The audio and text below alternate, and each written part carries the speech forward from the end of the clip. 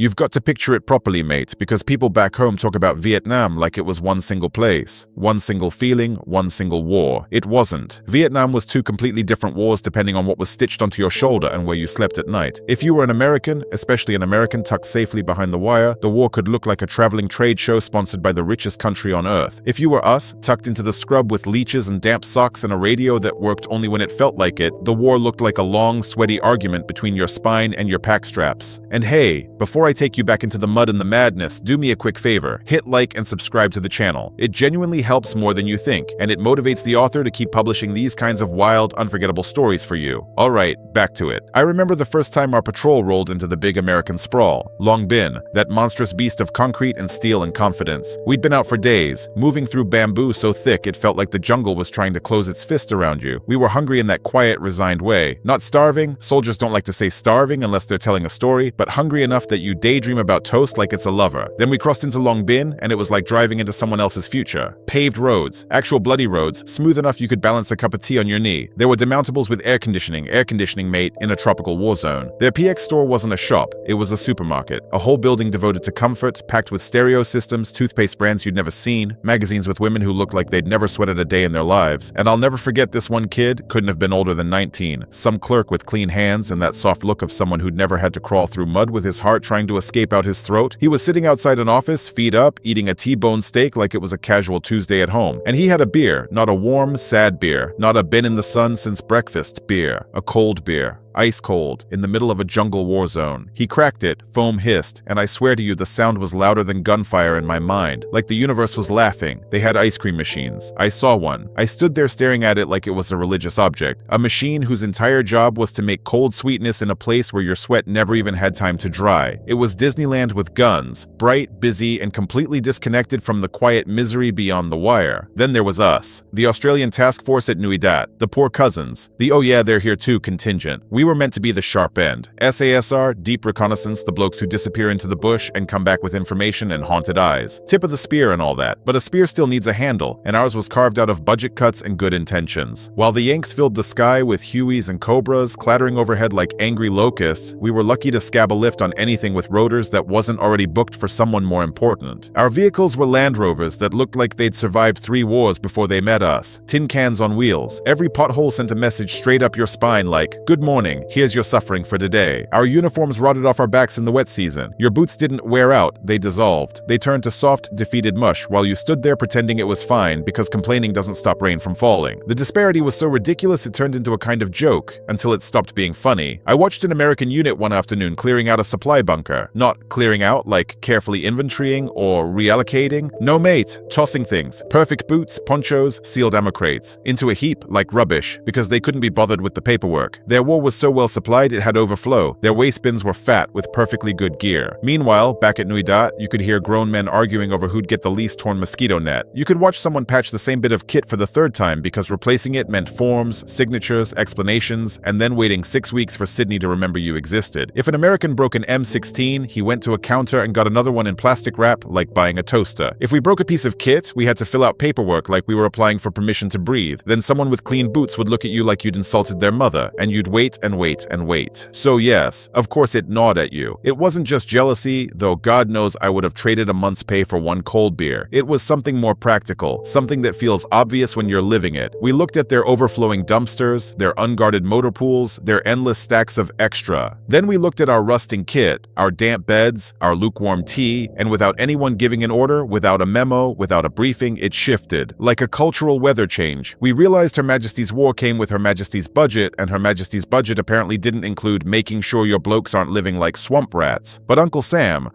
was rich, careless, and distracted. So we made a collective decision. We didn't call it stealing. Stealing is what you do to your mates. Taking from the enemy is looting, but taking from the Americans, that was something else entirely. We called it scrounging, tactical reallocation, helping them reduce inventory. And you can laugh, mate, but in our heads it made perfect sense. The American taxpayer wouldn't miss a generator or a crate of steaks. But for a 5-man patrol living out in the weeds, that sort of gear could mean the difference between misery and something dangerously close to comfort. Now, before you start imagining us as common criminals with sticky fingers, understand this. There was a code. Rule number 1, you never took from combat troops. If we saw a Marine grunt or an airborne trooper slogging through the mud, tired and hollow-eyed, we wouldn't touch his kit. That poor bastard was earning every inch of his misery the same way we were. Taking his socks or ammo would have been a sin, but rear echelon, the blokes in air-conditioned offices with clean nails and a daily battle against paperwork, fair game. We even told ourselves it was character building for them, a moral lesson in guarding your stash, and the best part, no, the art of it, was that scrounging wasn't about creeping through shadows like a movie villain. That's amateur hour. Proper scrounging is about audacity. It's about walking in through the front gate in broad daylight, nodding at the sentry like you're late for an appointment, and looking like the place belongs to you. We learned quickly that the American military machine ran on 2 fuels, gasoline and bureaucracy was their soft underbelly. The average American supply clerk wasn't scared of Viet Cong. He was scared of forms, scared of someone in authority telling him he'd filled out the wrong box in triplicate, so we used that. Our most dangerous weapon wasn't the rifle, it was the clipboard. I'm telling you, mate, if you walk briskly into a depot wearing a slouch hat, holding a clipboard, and wearing the expression of a man who's already had a bad day, doors open like magic. You'd march up to some desk sergeant, some kid from Iowa trying to count blankets, and you'd hit him with a flood of confident nonsense. Forms, deadlines, angry officers, urgent, written in a way that looks official. The beauty was the confusion. They didn't understand our ranks. Our chevrons and pips might as well have been hieroglyphs. A confident Australian corporal could make an American private believe he was speaking to a British major, a special liaison, or the personal supply man to the Queen herself, and the kid would panic, glance at the clipboard, and sign whatever needed signing just to make the angry Australian go away. Were we lying? Mate, we were performing. We invented entire units with names so ridiculous you'd think they'd catch it immediately. We'd request supplies for some special battalion with a straight face, and they'd nod solemnly like it all made perfect sense. It wasn't theft, we told ourselves. It was efficiency. We were clearing their backlog. And once you drove out of that gate with fresh fruit, a fan that actually worked, and a few luxuries that weren't bolted down, you didn't feel like a criminal. You felt like a hero. If Nui Dat was the bush, then Long Bin and Vung Tau were the big smoke. Mythical places to a dirty digger fresh out of the scrub. Acres of asphalt baking in the sun, rows of brand new vehicles, pallets stacked so high they looked like they could block out the sky. It was Aladdin's cave, if Aladdin wore a uniform and had an unlimited budget. Our favorite hunting ground was Vung Tau Air Base. Chaotic, noisy, alive, big transport planes landing like clockwork, spilling out cargo from the States as if America could simply ship comfort across an ocean the way you order something in the mail. I saw a pallet of perfectly good plywood sitting in the rain, rotting. Plywood, mate. Back at Nui Dat, we were sleeping in mud because we couldn't get timber to build proper floorboards, and here it was turning to mush because no one cared. Seeing that waste didn't just make you hungry, it made you righteous. Getting in wasn't a military operation, it was theater. We called it our Trojan horse maneuver, except instead of a giant wooden horse, we used our scruffiest Land Rover, the one that looked like it had fought the war already and lost. Missing door, rattling panels, engine noise like a bag of spanners. We'd pile in, 4 or 5 of us, dustiest greens, slouch hats cocked just so, making sure we looked harmless, slightly incompetent, and unmistakably Australian. We'd roll up to the gate. The American MPs were usually bored kids in clean uniforms, eyes scanning for the kind of threat that didn't look like a grinning Aussie in a rust bucket. "G'day, skipper," our driver would call, as cheerful as a tourist. Just heading in to pick up some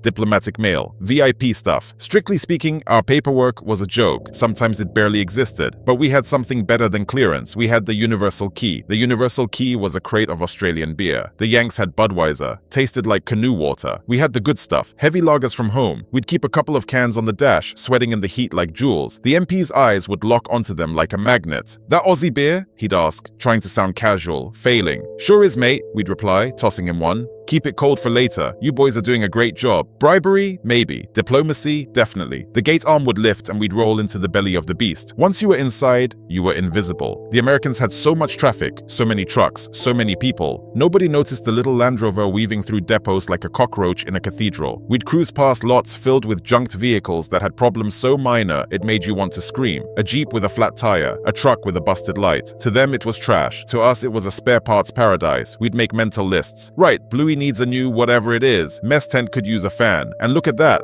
frozen turkeys. We were kids in a candy store, except the candy weighed a ton and required a forklift. But the crown jewel of any scrounging career wasn't steaks or beer. It was a vehicle. In our army, a Jeep was a rare beast. In theirs, even the chaplain's assistant seemed to have a brand new runabout. The whole thing started, like most legendary nonsense, with a complaint. Our patrol commander, good bloke, hard as nails, was sick of walking through monsoon rain to the briefing tent. One night over bully beef, he looked at us and said, said, like he was ordering another cup of tea. "Boys, my boots are rotting. Get me some wheels." So we did. We found a motor pool near the long bin perimeter. Rows of pristine vehicles sitting there like they were waiting for a parade. Brand new, smelling of paint and rubber, untouched. It felt like a crime against common sense. We didn't do anything clever on the technical side. Let's just say some of our lads had talents that weren't printed on their service records. The real trick wasn't getting a vehicle moving. The trick was getting it out. Driving a shiny American vehicle past an exit gate is like walking out of a bank with a sack of money and a whistle. So we gave it a disguise. We made it ugly. We smeared it, scuffed it, made it look like it had been living hard in the bush, covered the obvious markings, hung dirty boots off the roll bar like a calling card. Even gave it a dent, just enough to make it look like no American officer would ever claim it. Then we rolled up to the gate like we'd owned the thing for years. The MP looked it over with a torch, saw the mud, the battered look, our sunburnt faces, and ridiculous grins. "What unit's this vehicle with?" he asked, suspicious. Our driver shrugged like it was the stupidest question in the world. "Royal Australian? Bush Mechanics." Then he offered the MP a beer. The MP stared at the Jeep like it offended him personally. No American officer would be caught dead in something that looked that rough. It didn't look like US property anymore. It looked like junk. "All right," he sighed, waving us through. "Get that piece of crap out of my lane." We rolled out slowly, saluted him, and the second we were around the bend and out of sight, we laughed so hard it felt like we'd won a medal. That Jeep served with us for ages, never appeared on any register, no official history, but it was the most reliable vehicle we'd ever had. We called her the Diplomat. Of course, the war had its own economy, and not all deals involved borrowing. The Americans, especially the rear echelon boys who never saw combat, were obsessed with trophies. They wanted something cool to send back to Ohio or Nebraska, something that said, "I was a jungle warrior," even if their toughest daily fight was the queue at the mess. We, the SAS, had access to the mystique, bits and pieces, the aura of the bush. But the most valuable currency we had was sitting right on our heads, the slouch hat. To a Yank, that hat wasn't fabric. It was a legend, the rugged Australian image stitched into felt. You'd see their eyes follow it like it was gold. You'd have blokes offering ridiculous trades for one. Booze, radios, favors, even helicopter rides. And then there were the flags. Real enemy flags weren't exactly lying around waiting to be collected. So being enterprising, we found a local tailor, an old Vietnamese lady with hands faster than gossip, who could stitch red cloth into exactly what the Americans wanted. We'd age them a bit, make them look like they'd been places, give them the sort of battered authenticity that makes a souvenir feel earned. Then we'd roll into some American depot, lay them out like sacred relics, and watch the supply sergeant's eyes light up. I remember one trade clear as yesterday. We met a supply sergeant who handled those flags like they were holy. "This is the real deal?" he asked, voice hushed. "Mate," I said, dead serious. "Pulled that off a nasty bit of bamboo in the Long High Hills. Nearly copped one for it." He nodded like he was listening to a war hero. In exchange, he unlocked a refrigerated container and handed over boxes of officer-grade steaks. That night back at Nui Dat, while the rest of the task force chewed tinned ham and hard biscuits, our patrol sat around a fire grilling steaks thick enough to make you emotional. We drank whatever coldish beer we'd managed to obtain and toasted the great American supply chain. It was the best meal I ever had, and not because it was fancy, it tasted like triumph. Now, if you want to understand soldiers, Australian soldiers anyway, you need to understand this. Somewhere above oxygen and below ammunition sits cold beer. In Phuoc Tui heat, humidity so thick you could chew it, warm beer wasn't just unpleasant, it was insulting. We had beer in the ration system, technically, but no way to cool it. We were drinking hot lager that tasted like yeast soup. Meanwhile, 5 miles away, the Americans had ice machines and walk-in freezers. So we decided to bring civilization to the SAS lines. We called it Operation Ice Age because we were idiots and that made it funnier. We found an engineering compound with 2 prizes, a big generator and a refrigeration unit, cold storage that hummed with promise. We rolled in looking urgent, serious, important. We spoke fast. We used words like emergency and critical and lives at stake. And we watched their faces shift into that special kind of panic where bureaucracy briefly steps aside and a man just wants to do the right thing. We left with the goods. Back at Nui Dat, we hid it under rubber trees, camouflaged like it was a weapon system. When that generator fired up, the hum sounded like heaven. When the fridge dropped to freezing, we stacked it with cans until it looked like we were running a pub. That night, the SAS Hill was the only place in the whole Australian task force with ice-cold beer. Morale went through the roof. Men who hadn't smiled in weeks suddenly remembered they had teeth. But of course, nothing loud stays secret for long. A few days later, a US MP Jeep rolled up. 2 MPs got out, annoyed, pointing at our generator like they'd found a stolen crown jewel. "That's US Army property," one barked. "You stole this." Our squadron sergeant major, terrifying man, mustache like a weapon, stepped forward and didn't blink. "Stole?" he rumbled, offended. "This is a tactical loan." He produced a piece piece of paper that looked official enough to make you doubt your own eyesight. Stamps, letterhead, a signature that could have been a drunk spider's handwriting. The MP squinted, clearly thinking, this is rubbish, but also clearly thinking arguing with these blokes in their own camp is a losing game. He glanced at the fridge. A blast of cold air slipped out, carrying the scent of beer like a threat. He sighed. Can we at least get a cold one? We gave them a six-pack each. They drove off. The generator stayed. After that, the MPs got wiser. Checkpoints popped up. They started looking for misplaced vehicles and misrouted supplies. So we adapted. One of our best tricks involved a civilian livestock truck used in local hearts and minds work. It stank like a nightmare. Manure, wet straw, old vegetables, animal fur. A smell so strong it could peel paint. We realized something important. Disgust is a weapon. We'd hide acquired gear under straw and